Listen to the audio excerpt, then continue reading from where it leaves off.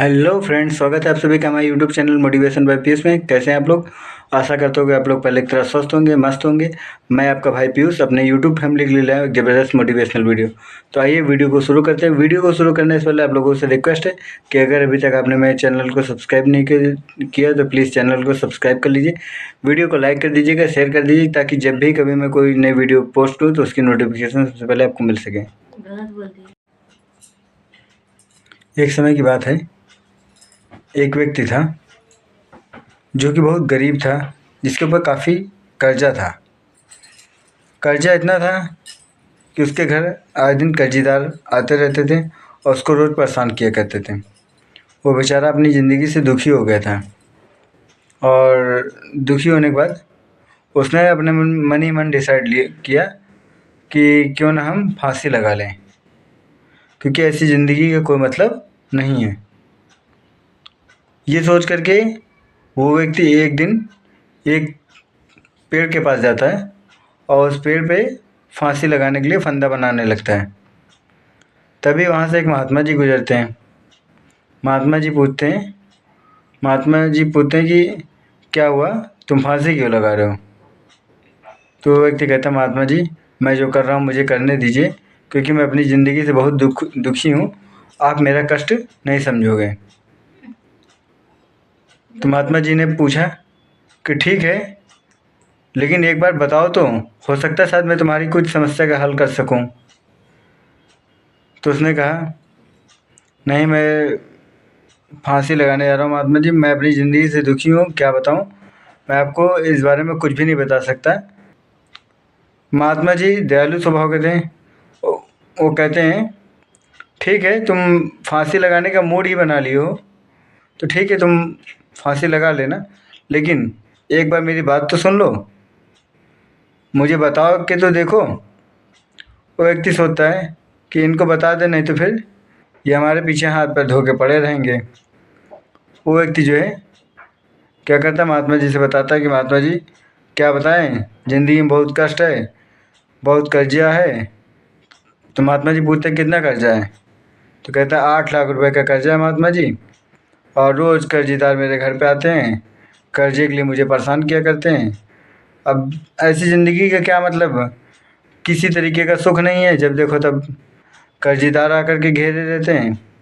अब इस ज़िंदगी से मैं दुखी हो गया हूँ, अब इससे बढ़िया तो मौत ही है, मैं मौत को गले लगाने जा रहा हूँ।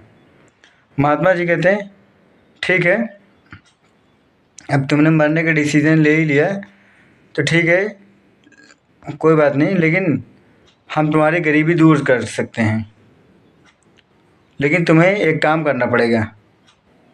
तो वो व्यक्ति पूछता है, क्या काम करना पड़ेगा महात्मा जी? तो महात्मा जी कहते हैं, तुम्हें मेरे साथ चलना पड़ेगा, और क्या तुम चाहते हो तुम्हारी गरीबी दूर हो जाए? तो वो व्यक्ति कहता है, हाँ, क्यों नहीं। तो वो महात्मा जी के साथ चलने के लिए तैयार हो जाता है। महात्मा जी उसको एक डॉक्टर के पास लेके जाते हैं, और महात्मा जी जब डॉक्टर के पास लेके जाते हैं तो उसके कान में कुछ फुसफुसाते हैं। डॉक्टर के कान में महात्मा जी कुछ फुसफुसाते हैं। तो डॉक्टर कहता है, ठीक है, मैं 2 लाख रुपए दे दूँगा। फिर थोड़ी देर बाद महात्मा जी डॉक्टर के कान में कुछ फुसफुसाते हैं। फिर डॉक्टर कहता है कि ठीक है, मैं 2 लाख और दे दूँगा। तो वो व्यक्ति महात्मा जी से पूछता, महात्मा जी किस चीज़ की सौदेबाजी हो रही है? तो महात्मा जी उस व्यक्ति को बताते हैं कि डॉक्टर साहब तुम्हारी एक आँख लेने के लिए तैयार हैं, और उस एक आँख के बदले तुमको जो है 2 लाख रुपए देने के लिए तैयार हैं। अगर वो तुम्हारी दोनों आँख ले लेंगे तो तुमको 4 लाख रुपए देने के लिए तैयार हैं। तो डॉक्टर साहब तब तक बोल पड़ते हैं कि अगर तुम अपना शरीर मुझे देना चाहो, पूरा शरीर बेचना चाहो, तो मैं पूरे शरीर के बदले मैं तुम्हें 50 लाख रुपए दे सकता हूँ। फिर वो व्यक्ति कहता है कि नहीं, मुझे अपना शरीर नहीं बेचना है। तो महात्मा जी कहते हैं, तुम्हें अपना शरीर क्यों नहीं बेचना है? तो कहता है, मैं अपना शरीर क्यों बेचूं? तो वो कहता है कि अब तुम्हें, महात्मा जी कहते हैं, अब तुम्हें अपने शरीर की चिंता हो रही, जब तुम मरने जा रहे थे तब तुम्हें अपने शरीर की चिंता नहीं हो रही थी। अब तुम्हारी गरीबी दूर होने की बारी आ रही तो तुम्हें अपने शरीर की चिंता हो रही है। तुम्हारा शरीर डॉक्टर साहब ले लेंगे और इसके बदले तुम्हें 50 लाख रुपए दे देंगे, तुम्हारी गरीबी दूर हो जाएगी। महात्मा जी कहते हैं कि जब तुम फांसी लगाने जाते थे तब तो तुम्हें इस शरीर के बदले 1 रुपये भी नहीं मिलते। अब तो तुम्हें शरीर के बदले 50 लाख रुपए मिल रहे हैं और तुम्हें गरीबी दूर करने का मौका मिल रहा है, तो तुम इस गोल्डन अपॉर्चुनिटी को क्यों मिस कर रहे हो? तो व्यक्ति कहते हैं, महात्मा जी मुझे अपनी गलती का एहसास हो गया, मुझे समझ में आ गया, अब मैं ऐसा कदम दोबारा नहीं उठाऊंगा। तो महात्मा जी उसे समझाते हैं कि बेटा ये जीवन अनमोल है और ये हमें मनुष्य जीवन 84 लाख योनियों के बाद मिलता है, तो हमें इसे छोटी मोटी कम समस्याएं आने पर त्यागना नहीं चाहिए। हमें अपनी ज़िंदगी में आई चुनौतियों का सामना करना चाहिए, ना कि उससे डर करके अपने जीवन को समाप्त करना चाहिए। मोटी ऑफ द स्टोरी दोस्तों कि जीवन बहुत अनमोल है।